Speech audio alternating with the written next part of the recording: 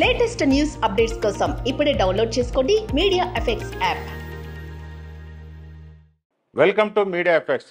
Dual SIM అనేది ప్రస్తుతం చాలా కామన్. ప్రతి ఫోన్లో 2 సిమ్ స్లాట్లలో వస్తున్నాయి. దీంతో అందరు 2 సిమ్ కార్డులను వినియోగిస్తున్నారు. ఇంటి నెంబర్కు 1, ఆఫీస్ నెంబర్ 1 అన్నట్టు 2 సిమ్ కార్డులను వాడుతున్నారు. అందరూ దీనిని అలవాటు అయిపోయారు. మీరు కూడా ఇలానే 2 సిమ్ కార్డులు వినియోగిస్తున్నారా? అయితే మీకు ఒక షాకింగ్ న్యూస్. ఇకపై 2 సిమ్ కార్డులు కలిగి ఉండడం ఖరీదైనదిగా మారిపోనుంది.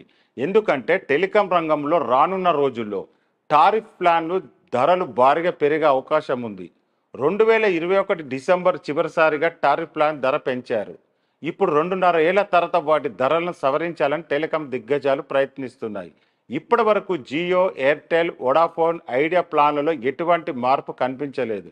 రానున్న రోజుల్లో జియో, ఎయిర్టెల్, వొడాఫోన్, ఐడియా రాబోయే కొద్ది నెలలో తమ ప్రీపెయిడ్, పోస్ట్పెయిడ్ రీఛార్జ్ ప్లాన్లను పెంచవచ్చని పరిశ్రమ నిపుణులు పేర్కొంటున్నారు. 2 సిమ్ కార్డులు ఉన్న వ్యక్తులకు సమస్యలు. మీరు ఫోన్లో 2 సిమ్ కార్డులను ఉపయోగిస్తే మీ సమస్యలు పెరిగే అవకాశం ఉంది. ఎందుకంటే 2 సిమ్ను యాక్టివ్గా ఉంచుకోవడానికి మీరు ఎక్కువ ధర చెల్లించాల్సి రావచ్చు. ప్రస్తుతం జియో, ఎయిర్టెల్, వొడాఫోన్, ఐడియా సిమ్లను యాక్టివ్గా ఉంచడానికి కనీసం ₹150 రీఛార్జ్ చేయాల్సి ఉంటుంది. ఒకవేళ టారిఫ్ పెరిగితే సిమ్ను యాక్టివేట్గా ఉంచడానికి 150కి బదులుగా మీరు 180 నుంచి 200 వరకు చెల్లించవలసి ఉంటుంది.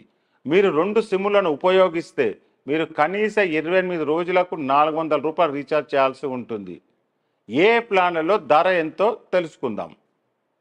మీరు నెలవారీ ₹300 రీఛార్జ్ చేసుకుంటే టారిఫ్ పెరిగిన తర్వాత మీరు నెలకు దాదాపు ₹75 అదనంగా చెల్లించాల్సి ఉంటుంది.